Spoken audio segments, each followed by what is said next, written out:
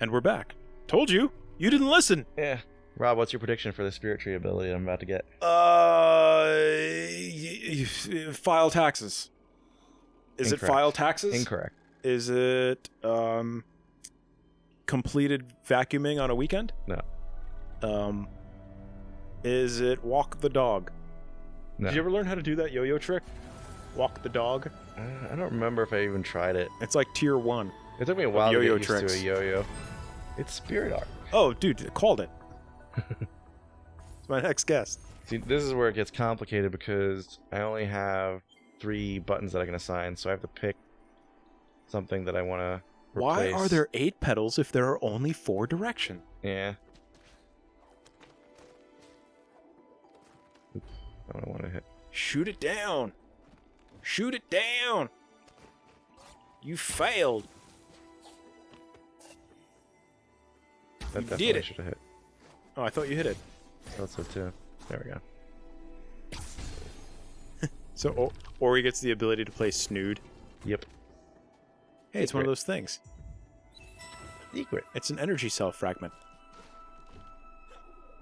Pickle milk. Is it like a heart piece? It's like a mana container expander. So it's like the same thing as in Metroid when you get the ability to, or you get the extra like health tank. Yeah, the spares. Yeah, but there's one for mana in this game, and there's one for Mana. Mana. Where did the term mana originate from? Was it from a book, or was it from... There was a game that it was like a trading card game. Okay. You would have to gather the cards and build up mana. Was it Magic the Gathering? No, that's something else. I don't know what you're talking about.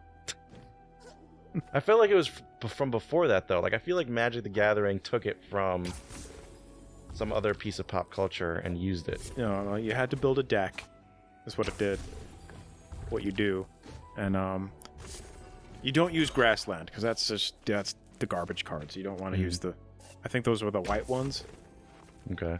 You don't want to use that. You want to get the mountain cards or the swamp cards if you want to be a badass. Mm-hmm. Do you actually know how to play Magic? Because I tried a couple times when I was younger and I never got it. And to this day, I still don't know all the rules and what works best. I did at one point, like, I was Gen 1. Okay. Magic the Gathering. When, like, that was a brand new thing. Will got me into it. Because Will was, like, the D&D collectible card game nerd in our family. Gotcha. And he really got me into that crap, and he really got me into Mana, because I thought Mana was actually a lot of fun compared to everything else. When he tried to get me into D&D, I think I was too young still to really appreciate it or really get the concept of it. And I think every time we tried to play D&D, like, we just didn't have people who understood the game to explain it well enough for it to be enjoyable. But Magic the Gathering was just like, here are the rules, play. And it made sense. Okay. But they've come out with so much stuff since then that I couldn't even imagine what they're up to now. Right. According to Wikipedia, mana is the spiritual life force energy of healing. Okay. It permeates the universe and the culture of the Melanesians and Polynesians. Okay. Probably pronounced that incorrectly. Anyone or thing can have mana. It is a cultivation or possession of energy. Dude, it's the Force. Yeah. It's like the fantasy world version of, like, old fantasy world version of it actually says here, it is an intentional force. Okay.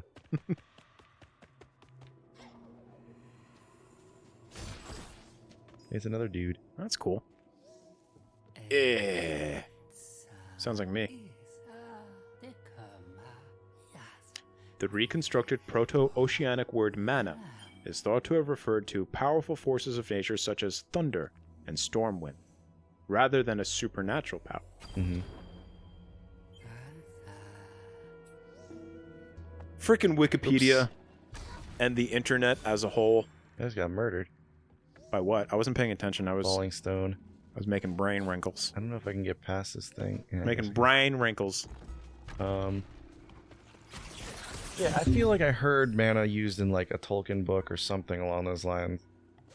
But You need it in order to cast spells. yeah, and that's why I thought it came from that, but maybe I'm wrong. That's the nerd definition. I'm out of mana! Yeah. Wizard needs chicken. For short, there's an acronym that's used in video games now to indicate you're out of mana, which is OOM. I haven't heard that one. It came up, I think, in World of Warcraft is the first time I saw it. That makes sense. But it's been used in other games since. In the same way, like, AFK became a thing, and... Right. Bio break. Yeah. Which is why I find it kind of funny and weird when I hear those terms used outside of that context now. Yeah. I'm like... It's become too mainstream. Yeah.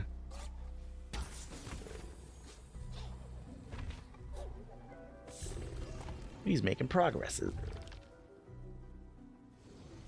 I just love to see when people start to, like, you'll see, like, a chat group or something like that, and people ask, how do I do blank? Yeah.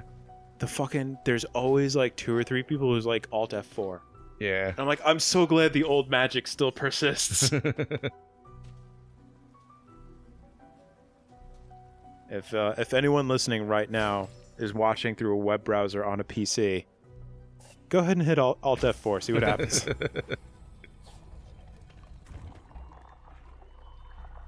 I popped them. Pop'ems? Like Hostess cakes? Or was that Entenmann's? I think it was Entenmann's. Wait, Hostess cakes are Entenmann's, aren't they? I think so. No. Hostess is his own company. Hostess, Entenmann's. Let's get desserts. I would love desserts. I've become such a fat ass during this pandemic. Oh, dude, you're preaching to the choir right here, man.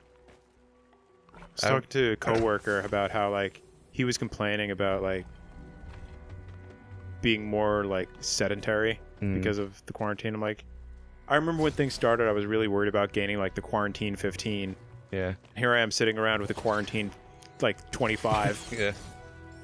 And when everything really started a year ago, I did really well. I was, like, the lightest I've ever been. I was working out every day, and I was looking pretty trim, and I had a little bit of muscle mass. And, like, that's all gone now. Yeah. I'm below my starting point a year ago. Right. You're looking pretty trim, though. You look great. I mean, I weigh more, but it's hard to tell if some of that is muscle weight and not fat. It's muscle weight. The problem is I feel way more lethargic lately, too. Like, my energy level in general. I don't know if that's because of age or because of, circumstances or what. But it definitely takes me a while to get going, especially in the morning now. Ugh. I wake up at 5 o'clock every day, and I hate the world. Hate the world today. It's no different from the day before. Oh, cool. Yep. And now it pulls back. You just made a withdrawal. Scrapes it off, and we're good to go.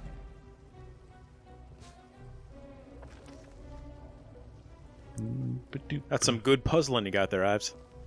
'Tis indeed. Move this over here. I'm gonna shoot this dealy-do. Alright, now don't mess this up. Pop that. Great job. I done did it. Done diddly dude. And I hope our owl bro is okay. Our owl lady bro. Yeah.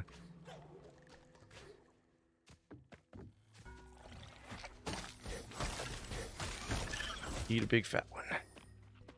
Yeah, get a hot dog. One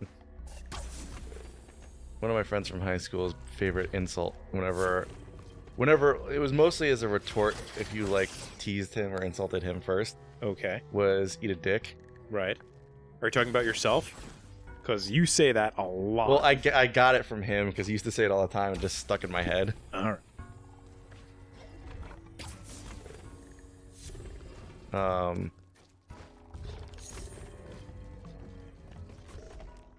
There's certain things that I like pick and choose from other people and start saying myself just because I find them amusing. One of my coworkers, who shall remain nameless, Be renamed. You're gonna rename him. he says the word cocksucker like it's a comma or a period.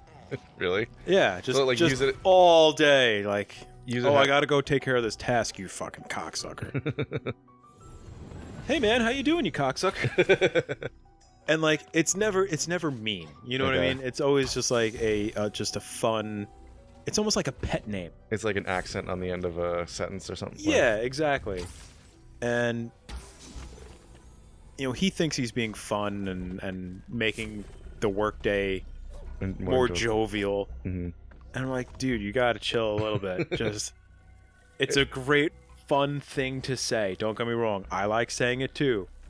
But space it out a little bit. Is he tactful about it, or does he have like Tourette's and just spills it out whenever like he feels like it? No, it's not like a twitch or anything, if that's what you mean. Yeah. Like he chooses to say. Gotcha. Because I've known people who just like, I feel like it's part of their personality to just say stuff like that. Right. No. And they can't really help it.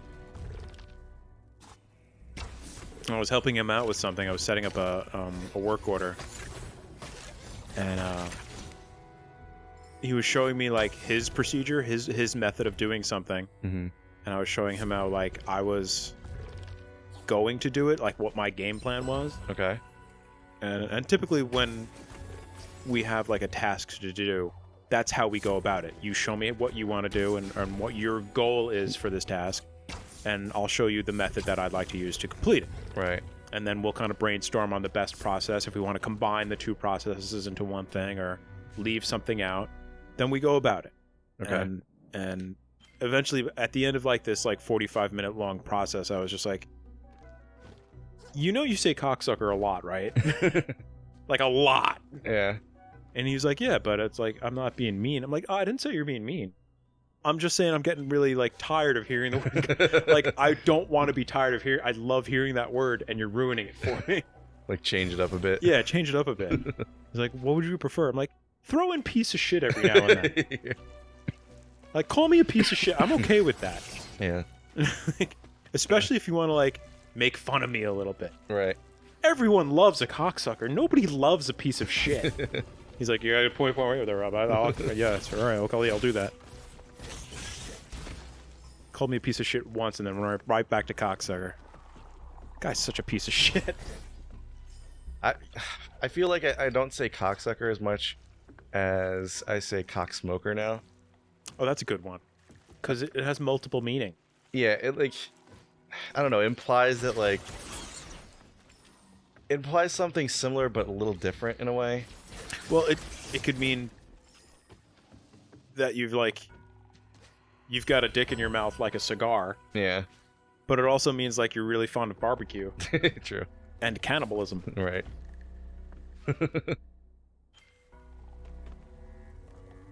While we're on the subject, do you think... No, I don't think I'd ever eat somebody. Would you eat someone? Is that where you were going with this? Well, what I was really going for was if you did eat someone, which part do you think would be the tenderest and tastiest part of them? The butt. Yeah. Because that's where all the butt meat and the fat and stuff are. Well, I think it'd be like... Oh, we're getting dark real quick. Yeah. It would be... It's for science. Not really. I think it would be the easiest to like... Not that I'm a butcher or anything like that, and I don't eat a lot of meat or carve my own meat, but I think it'd probably be the easiest to carve up and like cook, I guess, if you were able to cook it. Yeah. If you're in that situation.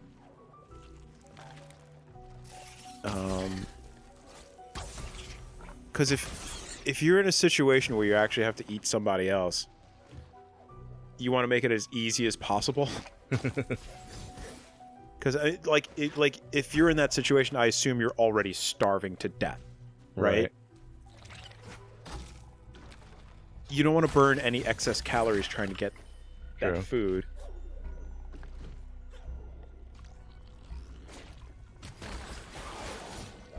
I think that's what they did when the Andes plane crash. Yeah, I think it was like the Argentinian rugby the soccer team.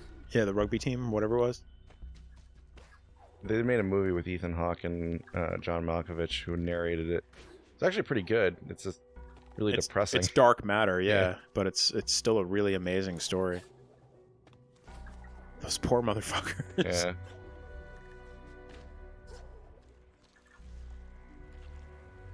there were a couple of Lost at Sea stories that follow that same kind of logic as well, where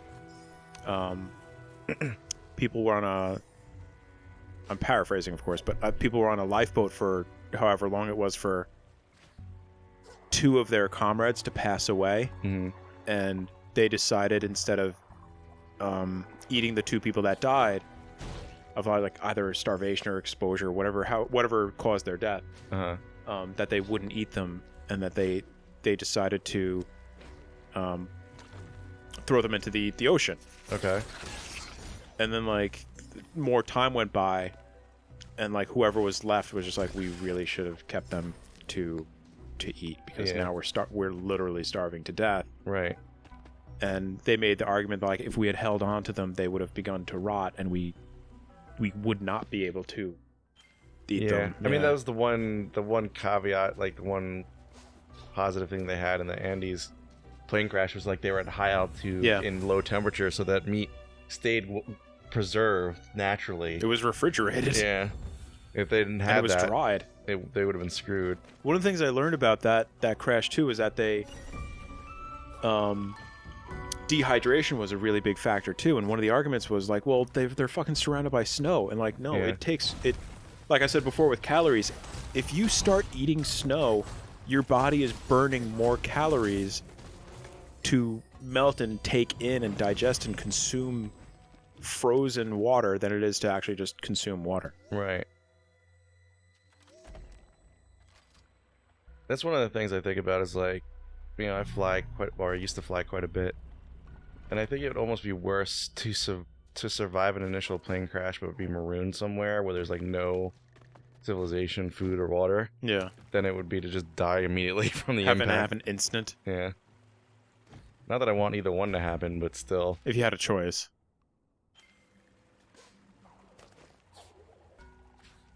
So this is the finish line for that, That's really fucking far. Yeah, for that rate. Well, I think this is a different starting point. I don't think it's that one I was showing you before.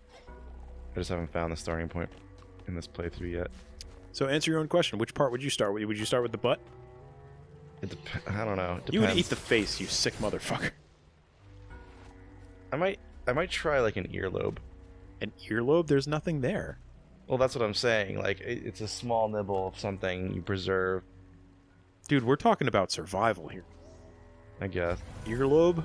But you want to like... That's like eating celery. You want to manage your rations, too. Like, you don't know how long you're going to be stuck wherever. Look, we got dish. Ooh. That's quite a dash. I forgot about that. Immediately not use it. I forgot. It's hard to see it, like, right away. No, you can't tell those are going to drop. They're not thwompy. They don't give you, like, a jiggle warning. Yeah. An earlobe. Such a weirdo, man. I am weird. I realized lately that I have this, like, thing where I associate things that I think are cute with wanting to eat them. So, like, for example, with Xavi. I understand that.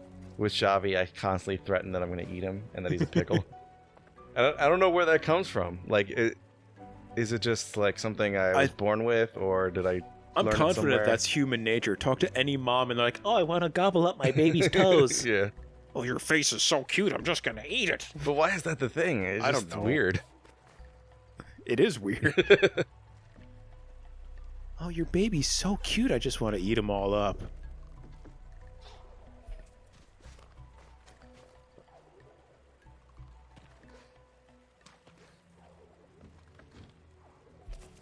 So are you trying to do the uppies now? Can you dash, like, vertically? No, only horizontally. Okay. That's a tough jump, then. Yeah. It's easier when I have the triple jump. Because then I can actually get some, like, vertical distance, even if it's not much. There we go. Nice. I think you got the mechanics of it at this point. Yeah. Whoa! It's like that scene in Jurassic Park 3. Yeah. You are a gymnast? Penelope. What a beautiful name. Penelope. Wow, way to fuck up real bad. Yeah. Maybe you make up for it on the next episode. Alright.